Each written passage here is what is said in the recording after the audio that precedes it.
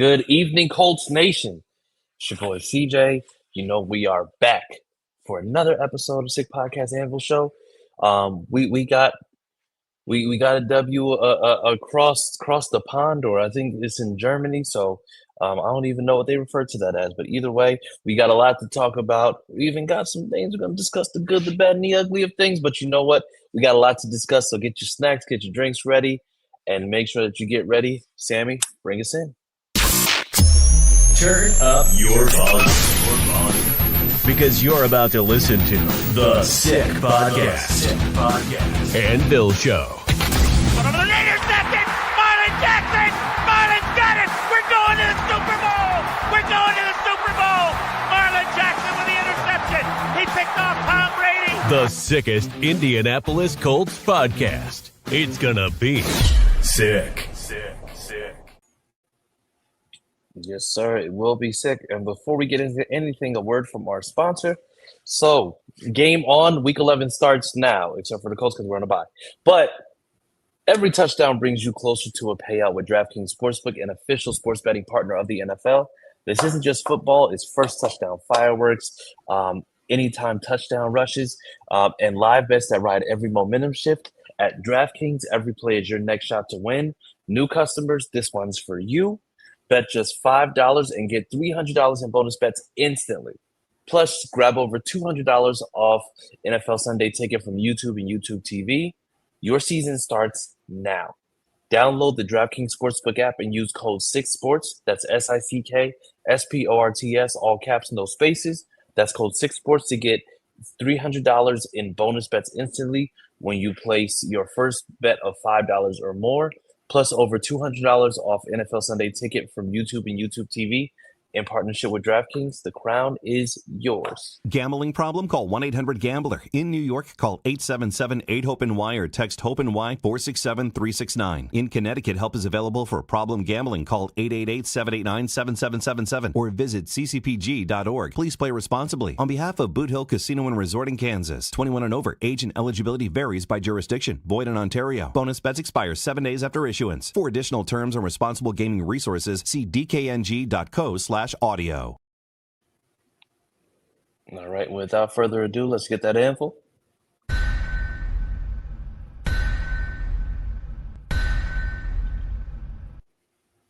All right, and once again, welcome back to the Sick Podcast Anvil Show. I'm your boy CJ, and I have with me Big P. There we go.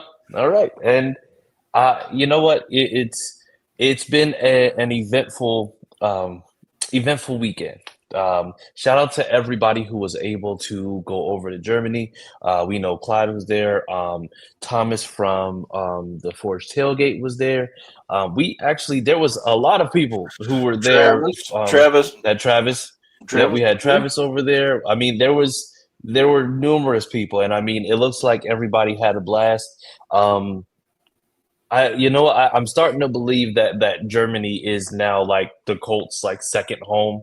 Like I think every team kind of has a second home, and I definitely do believe that is going to be the Colts because generally, whenever we travel over to there, generally there's W's involved. I don't know, but how do you feel about that, Pat? Because like I said, I know Lucas Oil is home, but I mean Germany might just be a second home to us now. I don't want to jinx our overseas games, so I'm just going to say thumbs up. You can't jinx it if I mean it's just like we don't know if that's going to be something that we're at next year or whatever's happening. So you never know. So I mean, but they usually don't back people back to back on international games, do they? Loses. Only team that I know that they've done that with kind of consistently has been the Jaguars, but I think they were actually trying to send them over there. Hey, whoa! First off, Carvey, hold on. I'm gonna need you to relax, okay? Nobody tells you to not put orange juice in your oatmeal, so I need you to relax. So, I need you to chill out over there, buddy. What's going on, Don? What's going on, Dave? So, yes, and what's going on, Teresa? Yeah. By the way, shout out to everybody. What's going on, Kevin? I think who else we got? We got Say in here. We also got Stacy in here. So hey, shout out to everybody commenting thus far. Let's make sure that we are going and just liking, sharing, commenting on whatever you're doing, whether you're on Facebook, Twitter, YouTube, whatever it may be. Make sure to share it with a friend that's going to share it with a friend. Make sure that you get everybody involved. Make it a family affair. There you go. But yeah, so without further ado, let's go ahead and let's get into this game. First off, it was an early game, and these early games, they're different. Being up at 8:30 to watch that game, um, it's fun. It's fun, but I'll tell you this much: it's kind of crazy. Were you able to get up and watch the whole game, Pat? Yeah, my old ass gets up at 4 anyway, so. Yeah, that's true. It's just like you were already up for 5 hours by the time the game started. We had dinner at 3. We're in bed by 5. We're up by 4. You know how old people do. So it didn't bother me one bit. But I will tell you this. I liked getting right into the action Sunday morning. Yeah. Instead of, you know what I mean? Wait until 1 o'clock. Wait until 4 o'clock. Yeah. We haven't seen an 8 o'clock game lately. We will with the 49ers on Monday, on that Monday night game. But this is true. You see what I'm saying? So that was kind of nice. Got the game done. Still went out with the family. Mm-hmm. You know what I mean? Still came home. Still had plenty of time to watch other football. Yeah, so it wasn't too bad for me. Yeah. No, I get it. And I don't know if I'd want to do that every Sunday, though. No, absolutely not. No, you can't ever get used to that. I mean, and shout out to the West Coast fans who have to watch the games at 10 o'clock. Because I know that's got to be rough. But also, hey, shout out to Chris, shout out to Daniel. Hey, yeah, absolutely. Hey, shout out to the veterans. Right? Shout out to you, Pat, because like I said, I know you are a veteran. I know Clyde's a veteran. Shout out to everybody who served, who sacrificed. Shout out to y'all, man, because like I said, you are you gave blood, sweat, and tears for the country, and like I said, I think even with them giving you guys today and other days, it's still not enough. So, well, I tell you what, it was the smartest thing my dumbass ever did. Really got my head on straight. 18, 19 years old, I had no direction unless it was a bar or girls. I had, I don't think I'm the only 18, 19-year-old that's all they think about. So going in, it was really, really good for me. Straightened me up, got my head on right, gave me direction, gave me things to think about other than drinking and partying. Right. Yep. No, I get it. I understand. I know that for some, it's just like it helps to kind of course correct, and like I said, it's not just the veterans, the ones like Pat who can sit right here. It's everybody who's had things that have happened to them that may have changed the way they live their life. But listen, shout out to everybody who's been strong enough, or I'm going to say who was courageous enough to put their lives on the line out there. So we thank y'all. We appreciate y'all. Thank you, everybody. Thank you. And I did go to Longhorn. My girls took me out to Longhorn for a steak. Oh yeah. Get that big. I'm telling you, man. Listen, if there's anything that I love about that, it's just like getting that free Veterans Day food for y'all. I just how to It worked out because they only gave like a free appetizer, but they gave 10% off the meal. But that's all my daughter eats is appetizers when we go out. She doesn't order an entree. She orders an appetizer. So she got hers for free. Okay.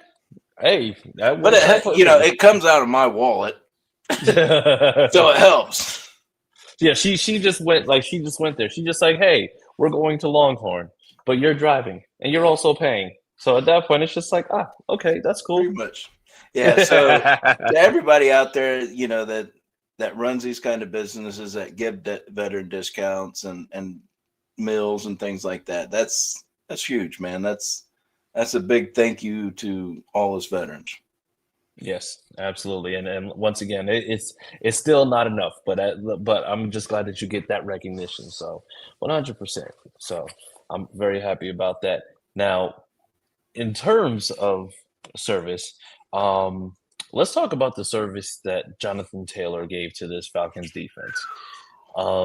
Yeah, he served them a lot. He served them He to the was a tune of one-man wrecking crew, that's for sure. I listen, he Jonathan Taylor is on pace to be even crazier than he has been in previous years. I think they said he's on pace for something like 1,936 rushing yards.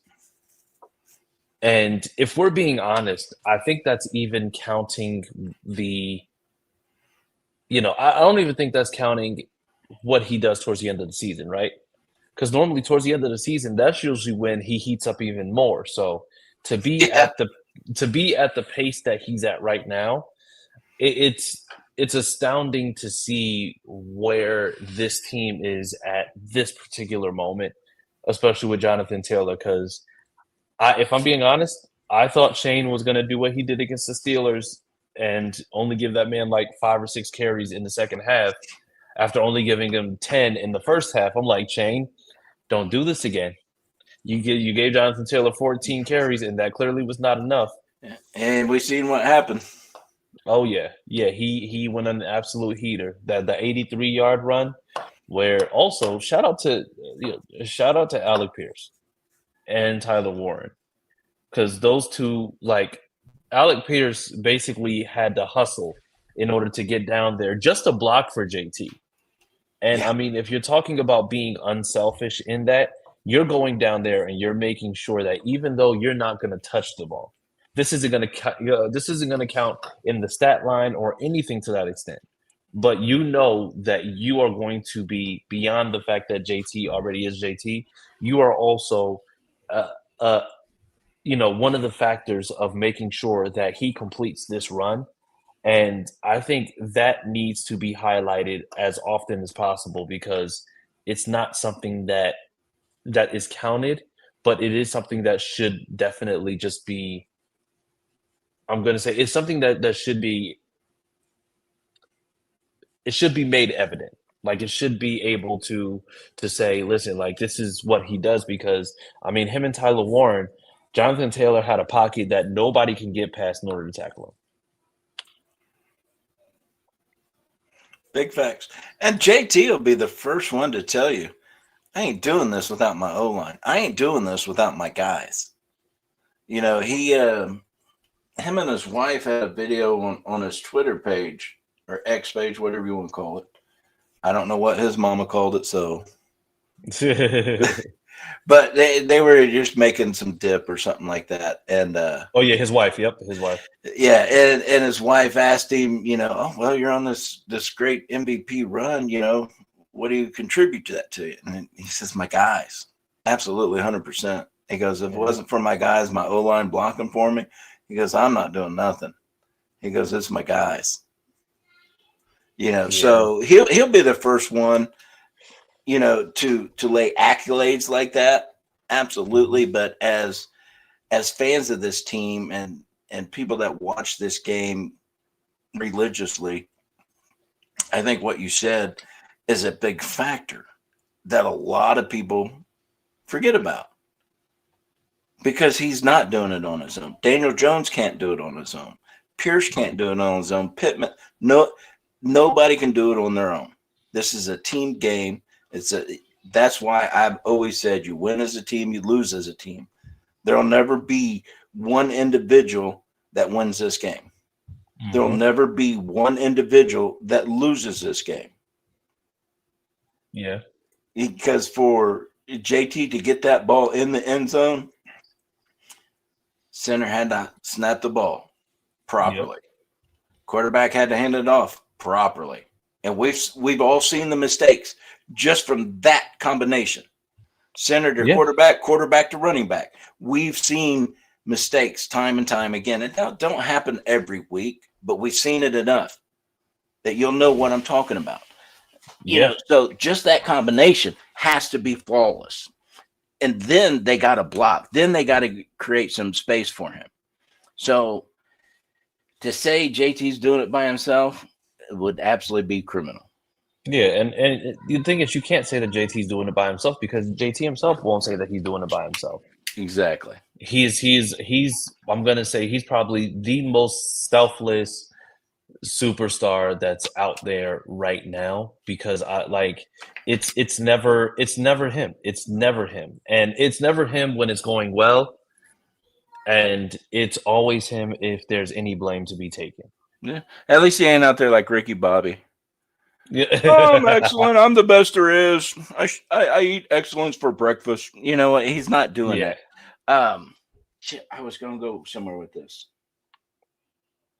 Keep talking so it'll come back. Yeah, no, well, my old head gets jumbled up.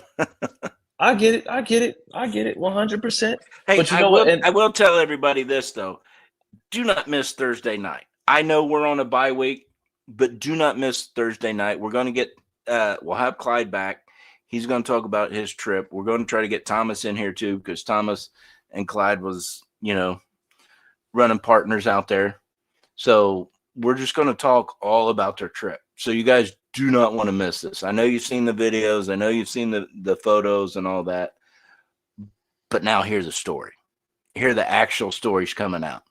It's going to be fun. So don't miss Thursday, whatever you do. Yeah. And, and then also shout out to Brent, shout out to Zach, Teresa, of course, Brian, Colts House, what's going on.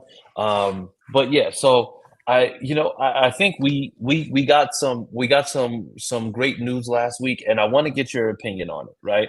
Because like I said, and I'm not talking about the stats, but I'm just talking about just in general. So we had Sauce's debut as a Colt on Sunday. He was in concussion protocol prior. He had missed the week before this week that just passed. And so they ran through, he cleared protocol, so he played. And so I want to get your opinion because I have my own opinion about Sauce and his debut, but I want to know how you felt about it, Pat. So how did you feel? Like, what did you think about his debut? Besides him getting tripped up on that 2-point conversion, man, I thought he played great. I really did. They didn't throw at him a ton, which, in my opinion, means they respect his game. Yeah. And they know he's gonna interrupt that pass anyways. So they just don't throw to him. So I don't want to hear, oh, well, he didn't have an interception. He didn't have this. He didn't have that. Because we know how this game is played. Yeah. And they're not going to throw at him consistently, even with their best receiver, because of the way he makes plays. And he almost did have an interception, if you remember that. Yeah, he almost did, yep. So besides that 2-point conversion where he got tangled up, he didn't trip. I've heard some other people, oh, there's the Sauce we know, blah, blah, blah. No, go back, watch the film because their feet got tangled up. It happens. That's his job to stay on this guy like a shadow. It's going to happen. But other than that, man, I thought he played a damn good game. Yeah. Yeah.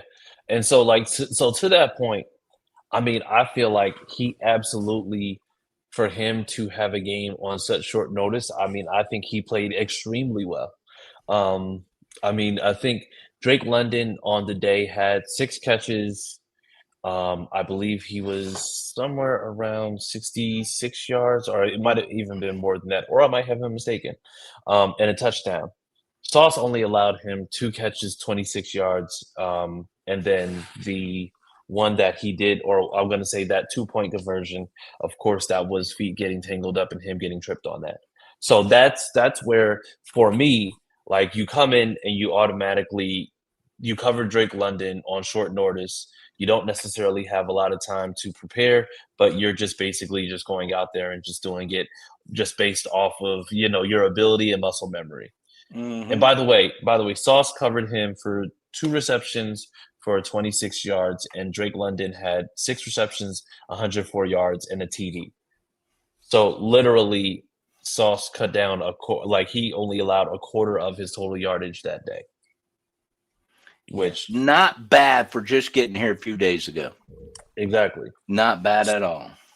So I mean, and you know what? I think Sauce for the rest of this year is going to people are going to look at that trade, and the trade is going to be criticized because of the fact that it was a trade for 2 firsts, and it was him, just coming in, and how everybody's going to now try to say that Sauce has all these tendencies and he's this and he's that, and it's just like, we weren't saying this about Sauce prior to him being traded, so why is all this stuff being talked about now? Because they're stupid. Yeah. That's all I can tell you. I mean, the talking heads are the talking heads. They talk to get clicks. They talk to get views. They talk to piss people off. Mm-hmm. There's pissed off people come back to see what your silly ass is going to say again. Yeah, that's all it is. So for me, I don't even pay attention to those talking heads anymore. Once I learned what their true goal is, I'm done with talking heads. Don't even care. Yeah. And and like I said, that's the reason why I think people tried to make it a big thing. What's going on, Flex? I think people tried to make it a big thing because of the fact that they were and this is, it's crazy to say, but people were looking for failure. People were looking for him to do that. That's why when they tried to take that moment where Drake London caught the 2-point conversion, it was like, oh, they're just like, oh, there's the Sauce we know. It's just like, okay, cool. But the thing that makes it crazy is the fact that and like I said, I'm only going to talk about the Sauce trade, then we're going to get back to the game. I'm only going to talk about it for a second. But we can actually go and point it out. At this point, Sauce has the ability to be a number 1 or a number 2, because I think what Lou's going to do is Lou has the luxury now of being able to choose whether or not Ward or Sauce is going to cover the number 1 guy based on what the matchup may allow. So the thing is, if you have somebody like Ward, who, let's just say you're covering certain wide receivers, and then you have, Sauce versus, and I use the Bengals example because I think it's the easiest one to use. If you have a matchup like, Chase and Higgins versus Sauce and Ward, I think you're going to end up having Ward on Higgins, and Sauce has actually played against Jamar Chase, I believe, once or twice generally. So, and when he covered Jamar Chase, who we all know Jamar Chase is Jamar Chase, he actually did a pretty damn good job of it. Yep. So I believe, so for me, when I see that there's matchups or there's going to be those things, I think now Lou is 100% going to have the opportunity to be able to say, hey, Sauce, I want you to cover this guy because he's going to be X, Y, and Z, and Ward, you can cover him. And like I said, now you got 2 guys who have the ability to be physical. But now I think it's a lot less pressure on Sauce because he's, he can be a cornerback 2, he can be a cornerback 1. But the thing is, you're not making him a cornerback 2 because of skill. You're making him a cornerback 2 because of what the matchup is. Absolutely. So and you got to look, in this league, there's a ton of teams that got 2 number 1 receivers. Mm-hmm. The Rams. Yeah. They got Puka and they got Devontae. Take your pick, because either one can eat you alive. But when I see Chris, I don't see Lou doing that. I see Lou looking at who's strongest on the left side, who's strongest on the right side. Yeah. Because, see, to me, that's the tendencies of a cornerback. If you're better on the left side and you can get your head back around a lot quicker because it's just the way the world's spinning for you over that way, I need you on this side. But when Ward comes back, Brent asked if Ward was coming back after the bye week. Brent, everything that I'm hearing, absolutely. Now, will that change? I don't know. Don't have control of any of that. But from what I'm hearing, what I'm reading, he's absolutely going to be back. But Now you can stack your back of the field to your strengths. Okay. And not worry about the motions, not worried about who's lining up where. As long as you got the right side, once you got the left side, nobody gets by you. True. Bite him cross, you guys better be helping out. Yeah. And I think we also have to, you know, for the first time, and I'm glad that we can have this discussion. I'm happy about the fact. What's going on, Cody? I'm happy about the fact that we can discuss ways that this defense is going to look, because previously the discussions that we had in regards to defense were about what we were going to do on defense or how we were going to match up, because we thought that there might be a room that might be a little bit iffy. And so now it's like we kind of have the luxury of just being able to say, hey, we could do this, or we could do that, depending on matchups, or this is the way the defense can look, knowing the corners that we have, knowing Kenny's gonna be playing nickel or playing wherever they do. Like, I think Kenny might be one of the first like true gadget defensive players, because of how he's played previously. I think the only position he won't play is D tackle, and we know for obvious reasons why that would never be the case. So we would never ask for that man to go in there, go in the trenches, because But don't put it past Lou though. I listen. I'm not going to. I just hope that he doesn't. So let's just make sure we do that.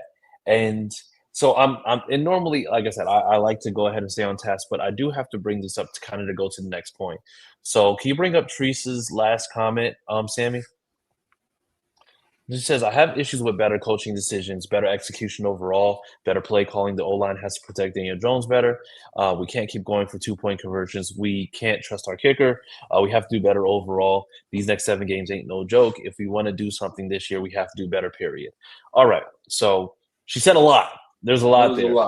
But you know what? So the one thing that I do want to make sure that we highlight, because I think all the points are valid. I don't necessarily agree with all of them, but one thing that I have to talk about, and I think on this game, it was probably more prevalent than anything else, the play calling.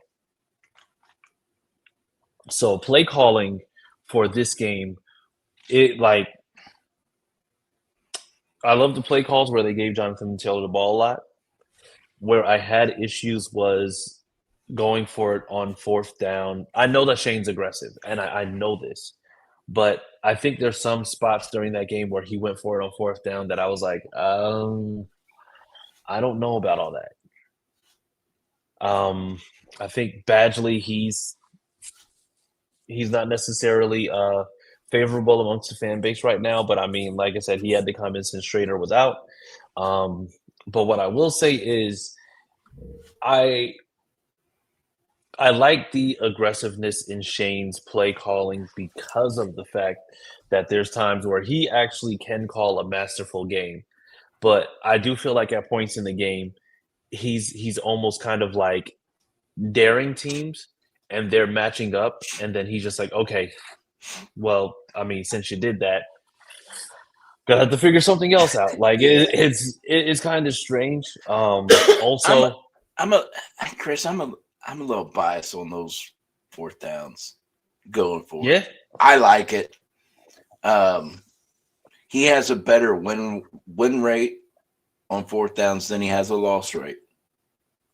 Mm. I can't tell you the exact stat. And this Berlin game, yeah, we didn't do so hot on those 4th down calls, but myself, I like it. You're 4th and 1, 4th and 2, go for it. Especially if you're not at the 50-yard line, you're at their 30. Go for it, because even if you miss it, you're sticking them in pretty rough field position. Yeah. So either way, is it about the points? This whole game is about the points, but I would rather have 7 than 3. You're not going to get 7 if you can't get the first down. Yeah. But but I think also it's like you would rather have 7 than 3, but also if you're in the range and then you don't get it, even if you don't get 3, then I mean, then that means that you basically just had a short punt. And I get pinning them in terms of field position. I do feel like there's times where I absolutely want him to go for it, but also now I think teams are going to be I think over the last 2 weeks we've seen that defenses are going to be more daring with Daniel. You see that teams are willing to go ahead and say, okay, well, yeah, so make him throw on us. Because the issue that I think we're running into is the fact that Shane, to me, he puts a lot of trust in Daniel. And I absolutely feel like you should trust him. But I feel like there's times where the run is just so appealing, but then you want to give the ball to Daniel because I think there's something there that makes him want to have Daniel succeed. I think in a lot of ways, the way that I look at it, and this isn't anything like that because, like I said, it's the pairing, but it is the pairing. It's the Frank Reich and Carson Wentz situation all over again. Well, because you got to look at. I don't mean to keep interrupting you, but Frank Reich was a quarterback in the NFL. Yeah. Yep. All through high school, all through college, he's a quarterback. That's what he knows. So that position he's going to be biased to. Yeah. If you ask me, Shane was a quarterback in college. When he got into coaching, he cut his teeth as this quarterback whisperer. Yeah. So you're 100% right, but I think it's just because of the coach and what they did prior. Myself, you guys hear me talk every week. I'm a trenches guy because that's what I played. That's what I know. I'm from the trenches, so my bias is going to be towards the trench guys. Yeah. Well, I think that's the reason why I say that because Shane Steichen also used to be a quarterback, right? Yeah. So did he make it to the league? I believe he did, but I don't think he ever caught on anywhere. Okay. Yeah. So okay, but still, I mean, you're 100% right. Stop trying to prove a point that Daniel Jones is your guy. We know he's your guy. Get the win. Get it smartly. When you came to this organization, you said you was going to pass to score, run to win. Mm-hmm. Keep that philosophy. Don't change it for nobody. So there's Clyde. He's finally back from Germany. I know it's just there were a couple of people who were talking about they were kind of held over for a while, but glad to hear you back safely stateside. So, and salute to you. But going and I'm gonna say even talking about okay. So there's already teams wanting to talk to Coach Lou about their head coaching position. Yeah, well, I think at Cody this point asked that question if he would go to New York. I think there's gonna be speculation because I know that there was 3 names already that were put out there. It was him, and it was 2 others. I can't even remember, but no, there was definitely Denver's some people. Offensive coordinator. Yeah, and somebody else. I think you're right, but hopefully they don't let him go. Make him an assistant. Yeah, head coach, whatever you got to do. Don't lose this guy, especially coming off of 3 years of Gus. Yeah, I cannot. I cannot have my defense going backwards again. Can't do it. Yeah, Ballard, do whatever you can. Keep this man in the daggum building. Give him a crown, buy him a new car every year, whatever it takes. Yeah, I think to me, and I think also Lou stays this year because of the fact that he you're building something, and I think to me the X factor in him staying is going to be Carly, because I think Carly's willingness to go out this year and make sure that he's getting all the pieces that he needs. as opposed to what he dealt with in Cincinnati, where he basically just had to just do what he could with what he had. I think that's very enticing for coordinators because, like I said, you could eventually be a head coach one day, absolutely. But are you going to be a head coach going to a team where that team was bad? There's not necessarily a plan in place, and now you have to hope that they get things together. Yeah. I don't know. Like I don't know that would necessarily be the case, with him. I would I never want to take, even if I wanted to be a head coach, I would not take a New York job. Well, 2 years ago, Dabo was coach of the year, and now he's fired mid-season. yeah. So did his coaching get that bad within a year and a half, 2 years? Or did your GM draft the wrong people? Well, and this is from what I understand with Giants fans, they've been saying that Dabo was part of the problem, but he wasn't the problem, and they know that it's Joe Schoen, the GM, because Joe Schoen, he's the one who greenlit letting Saquon walk for nothing. He's the one who greenlit all the decisions that have been made in regards to personnel, just kind of getting different people, and that it hasn't been favorable for them in that time. But I mean, this is the GM that has made a lot of those decisions that we see have caused the Giants to be in utter purgatory for the last 3 seasons. Mm-hmm. So I mean, it's a bad deal. It's bad overall, but I mean, it is what it is. I think the Giants now. If the Giants make a clean sweep and they get rid of the GM in the offseason, and then they hire a new GM, a new head coach, all right, then he might be in business. But right now, I don't like it. Teresa, ain't nobody mad at you. You can have all the questions you want. No, but I think it was Cody. Let me look back. Somebody was asking about the O-line and 14 sacks. No, who was it? No, that was Nathan. Nathan. Yeah, Nathan. Dude, this shows the good, the bad, the ugly. And what you just mentioned is the ugly part. It's not necessarily, from what I've seen, it's not necessarily that our O-line is playing horrible. They're being overrun.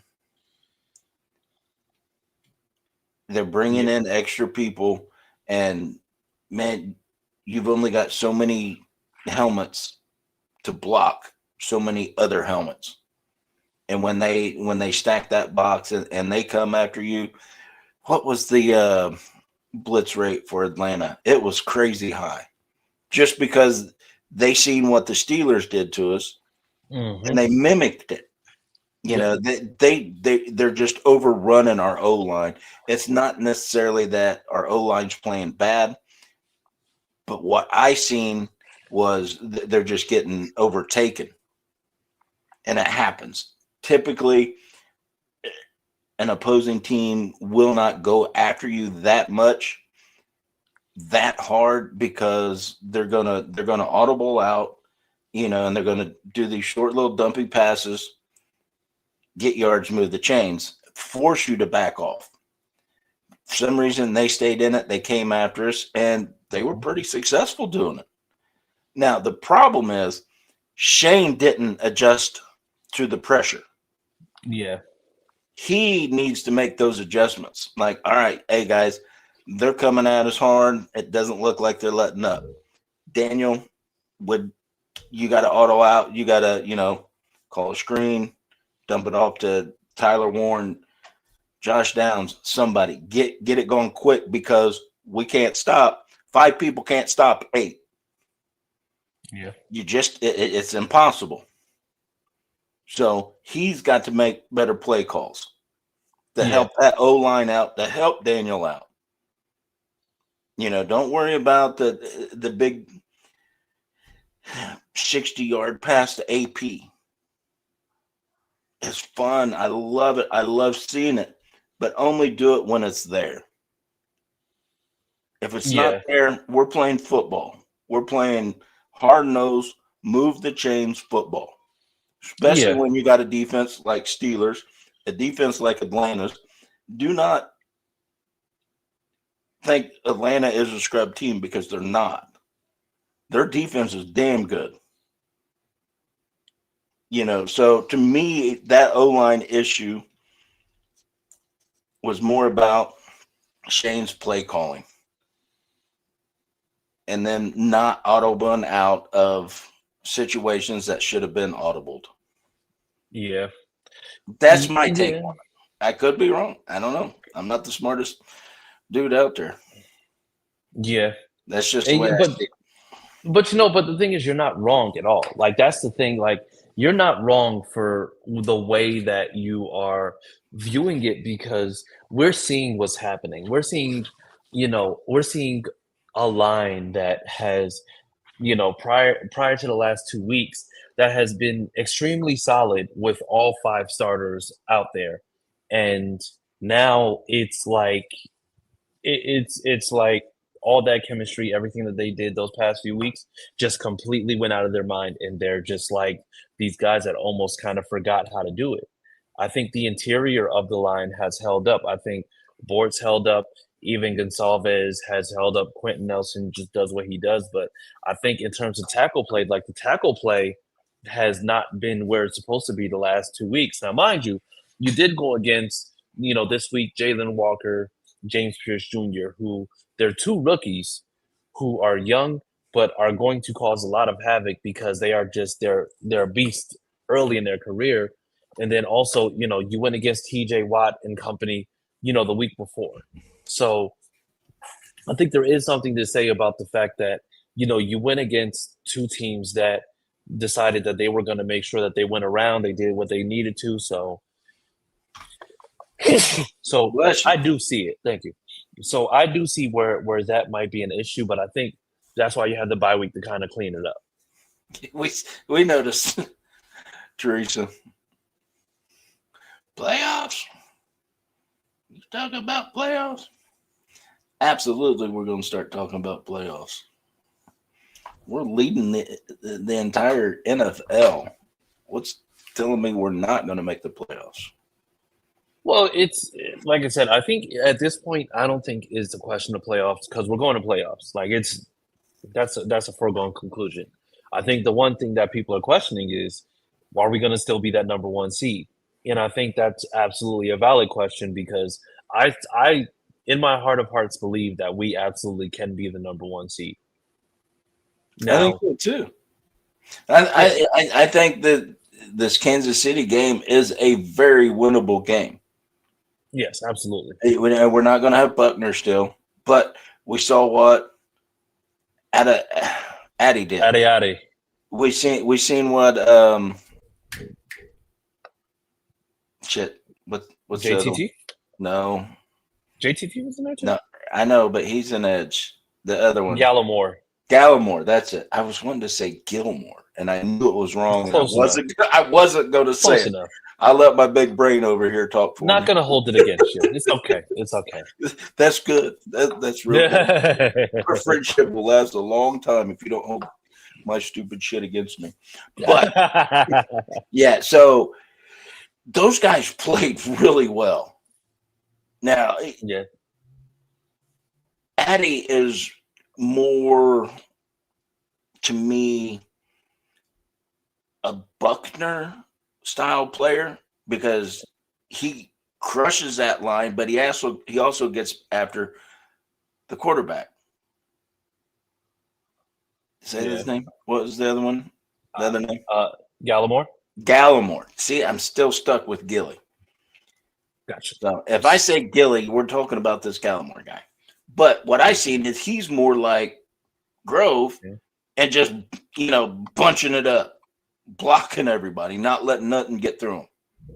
So with that combination, replacing Buck, I think we're solid. But yeah, Kansas City is definitely a winnable game. Ward's going to be back. After that, we've got Houston, then Jacksonville, Seattle, 49ers, Jags, Texans. Yep. All winnable games. All very, very winnable games. I think Seattle could be tough. Kansas City is going to be tough. 49ers going to be tough too. It's a Monday night game. Thank God it's a home game. Yeah. But yeah, I mean, it's very possible we win this season out. I think so. I mean, and that's not me just being overly optimistic. I think you have a couple things. What's going on, Sean? JT, he's a boss. MVP him. Just give it to him now, because yeah, that's what he is. But but like the thing is, and this is also answering a question is because Cody said it's just like, do you think we make a legit run if we clean things up? But if you asked me before the Sauce acquisition, I would have said I think that this team can absolutely make a deep run. Um, I think at that point I'm thinking that it may be a little bit tougher because of the fact that we don't necessarily have like the secondary that we would necessarily want, because we kind of were missing that number two, even though we have Jalen. But I think after the Sauce trade, if this team is able to stay healthy, and I say it with the caveat, if the team is able to stay healthy, I don't think there's ever a reason not to believe that the Super Bowl is possible. Because you have to look at it this way.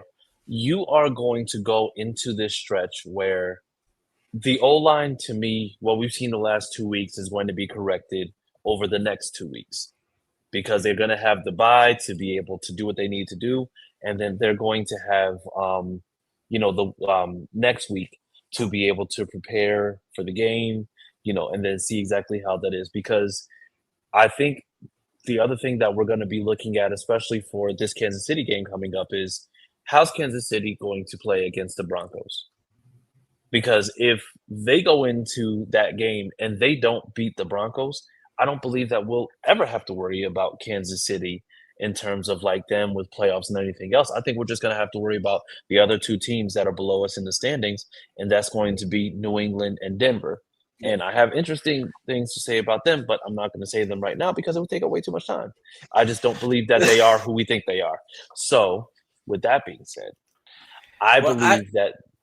Sorry, go ahead. No, go ahead. Go ahead. No, keep going. Finish your thought. I thought No, you was I done. was just going to say, I was just going to say, I just believe that these games are winnable. I never want to sell short any division games, but honestly, we saw what the Texans and Jags did against each other the other day. I think the Jags are not going to go to the playoffs, even though it looked like they were going to be in contention. And I don't know. I think that the Texans are just going to be a team that might just be like an 8-9, 9-8 team. And squeak in there. Yeah, I don't even know if they'll squeak in there, if we're being completely honest, because even with the other teams that, like, the Steelers are at 5-4 right now, but then after that, I don't even know who's in the hunt. I know like the Chargers are in the hunt, and I think they're a game back, or they're a game or two back from the Broncos. Like right now, as it stands, the Chiefs are in the hunt. They're not even in the playoffs at this moment. I think they'd be like the 8th seed, which you need to be 7 seeds in order to count.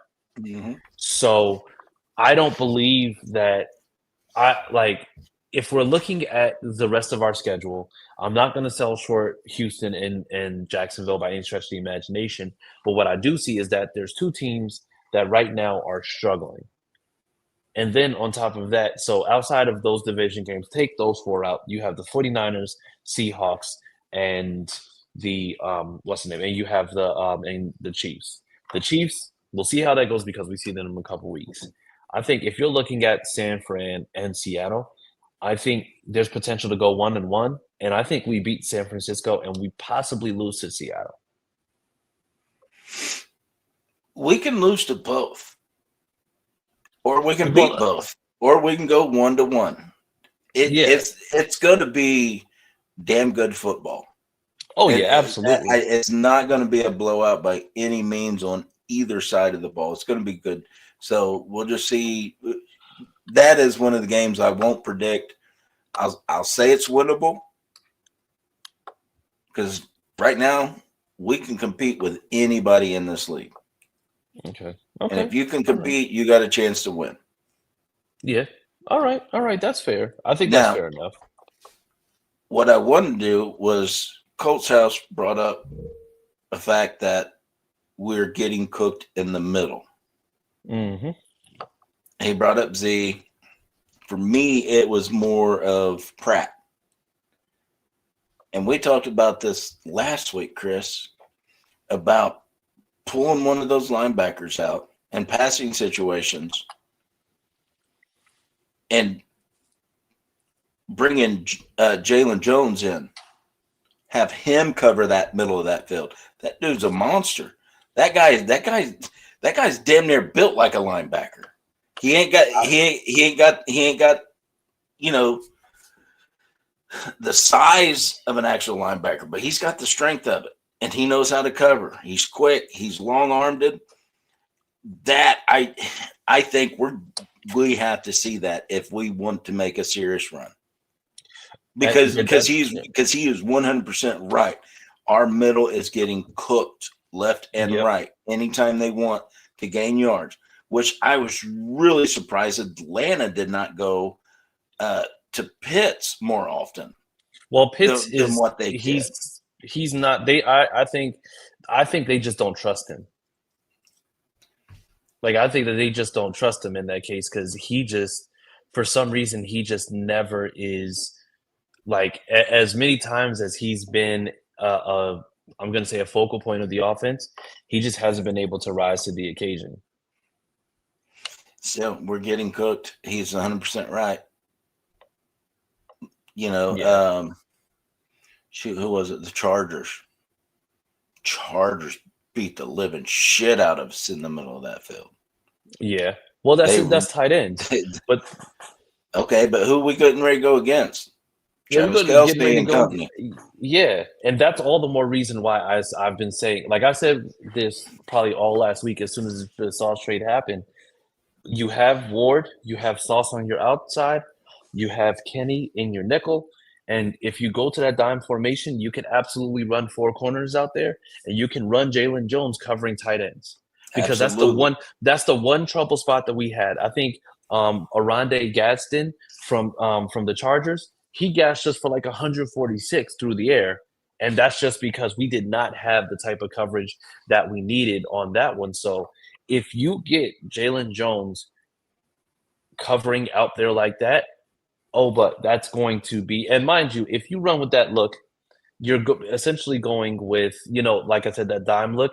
You can still have a linebacker on the field and still be able to do that, because then you can just go with just two safeties over top with those four cornerbacks. Absolutely. So, I mean, you have the means to go with that type of personnel. And I think that was something that we also saw last year in the Super Bowl, because we saw that they were rushing four, but they had all those corners out there that were covering all their wide receivers, and they were neutralizing Kelce, and then they just had Zach Bond roaming around, and that's how Zach Bond was even able to get an interception against the Chiefs. So I think that we'll see something like that. But Lou knows this Chiefs team, so I think he knows how to attack he absolutely does. And he's had his fair share of success with his defense. Like, if you look at those games that they played against the Bengals, those games are generally very, very close games. Yeah. Now, Colts House, I don't think we have to gamble that much on KC. My opinion. Yeah. I think if you shut down the receiver, shut down their tight end, we can collapse that run game. Their run game is not great. Mm-hmm. It's not great. We can collapse that run game as long as we can stop that pass game. Keep Mahomes contained. If you have the right personnel on that field, it should be a pretty easy game. Not easy game, but decent game for us. We're not going to be sitting back, oh, well, they should have done this, they should have done that. I think they're going to do all that stuff. I really do.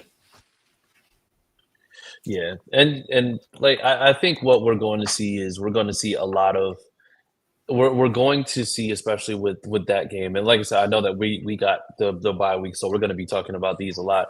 But I think, like I said, you're going to see them having to clean up, especially Tony Sperano Jr., because I know that he doesn't like that at all. So I think now you're going to see him. I think he's going to spend the next 2 weeks making sure that they really, really dig into making sure that they're keeping those outsides where they're supposed to be, because I don't know what's been going on with Daniel Jones, but he's not climbing the pocket when the pressure's coming. And like I said, I'm not saying that he's regressing by any stretch of the imagination, but he needs to get back to that early season form. Because, like I said, right now it's just like the way that he's freezing in the pocket, it's stalling some of those drives. And yes, I also believe that Grove will 100% also be a big proponent of that, because I mean, Grove is still a big body in the middle. I just think now you're going to be able to have him, and you're going to have Gallimore or Adeyate in the middle. So I think we're going to see. You're welcome, Teresa. We love you. You did not. Your heart is safe. Your heart is safe with us. Okay, this is therapy right now. So, how could you be too upset? We're coming home with a win. Yeah, but I get it. Leading the league at 8-2. Be happy. Exactly. Happy times for us Colts fans. We just got done with multiple years of being pissed off. Yep. And think about it like this, right? Broncos fans were happy that they were number one in the AFC after they faced the Raiders last Thursday. And then we won Sunday morning, and they were right back to number two. All you have to do is just go ahead and just continue winning. And then, I mean, that's going to be the heal-all to everything. Because, like I said, I just don't believe that the Broncos and the Patriots are legit. But, that's me knowing that we played the Broncos and knowing the type of calls they got, and me knowing that I hate the Patriots forever. So, like I said, they'll never be legitimate to me. But with that being said, we are about to roll up out of here. We had other things planned, but clearly that was not meant to happen. So, so with that being said, Sammy, can you bring up the handles for us, please? Oh, and also, before I forget, we were supposed to announce Fitballers tonight, but you do have an opportunity to be able to go ahead and just continue to enter if you haven't already. I'm going to announce that afterwards. I just needed to, or I can announce that now. So basically, if you scan the QR code, that's going to take you to Fitballer or the competition, basically where you have a Google form you fill out. And that form is going to be for you to have your entry for a signed Tyler Warren jersey. You just make sure that you scan that QR code, fill out the form, and then you're in. That's all it takes. We will actually be announcing the winner of that this upcoming Thursday. So like I said, you do have a little bit of extra time to make sure you fill it out. Please only do one per person. Otherwise, you are being a scummy individual. So yes. And also this is sponsored by Fitballer, the football fitness app built for guys who want to be a part of a team and get healthy again. I know the ladies want to be part of a team too. Feel free. So yes. And also, like Cole's House said, shout out to Cancun Clyde. We know that he vacations more than he works, so we appreciate him. But yes, so you can find me. I'm not. I'll never say it again. Clyde worked his ass off in Berlin. Oh, he did. He did. Shout out to Clyde. He worked his ass off. He was sending me content left and right. I'm like, dude, it's 4:00 in the morning. I'm trying to sleep here. Yep, he got a chance to meet some great people out there. So yeah, we're gonna talk about all that on Thursday. But in the meantime, you can find me on Twitter at CJ Colts Fan. Where can they find you? I'm still at Colts Crow Eater. Daniel Jones is still proving me wrong. Yes, he is. And then can you please bring up? Yep. And then you can find us, find the podcast page at SickPod Colts on Twitter. If you make sure you go there, you can see clips from the show. You can see the links to where you'll be able to listen back to these episodes. Also, you'll be able to go on to Z103.com and Mix 105, both of which are going to show the rebroadcast of this tomorrow at 12 p.m. I believe it's 12 p.m. Eastern Standard Time, right, Pat? Yes. Yes, 12 p.m. Eastern Standard Time. Download the Z103.com app. You can find it in your app store. And you can go online to mix105.com where you can listen online as well. 2 great radio stations. Love the guys there, so appreciate them for that. Also, can you please bring up the Visit Indy QR code? Oh, and also VIP One Lounge Extra for our UK people. You can actually listen over there to the rebroadcast at 5:00 p.m. UK time. That way you'll be able to hear the rebroadcast of this as well. And then if you scan the QR code and go to Visit Indy, you'll be able to find out everything that's going on in the Indianapolis area. So in this case, with the Colts having a couple of away games, you now will have the opportunity to be able to just go to Visit Indy. You can see what's happening after the Pacers games, festivals, activities, things that are happening for the holidays. All that's going to be on Visit Indy. So please make sure that you scan that barcode, go to Visit Indy, utilize that site. It's super helpful. It's amazing. And like I said, it makes sure that you know everything that's going on in the Indianapolis area. And outside of that, I think that's just about it, unless there was something that I forgot. Nope. All right, cool. Well, listen, hey, shout out to everybody that's been in the comment section. Like I said, we like to make sure that we answer everything that we can, but you know what? We love y'all. We want to make sure that we do that. So if you have any further questions, make sure that you go ahead and you take it to either the Facebook page or the Twitter page. And then this way we can see if we just go ahead and have it on next show. But other than that, guys, have a great rest of your evening, and we will see you on Thursday. Sammy, take us out. And that's a wrap. Hope you don't miss us too much until next time. Follow the Sick Podcast and Bill Show on YouTube, Instagram, Facebook, Google Play, and Apple Podcasts.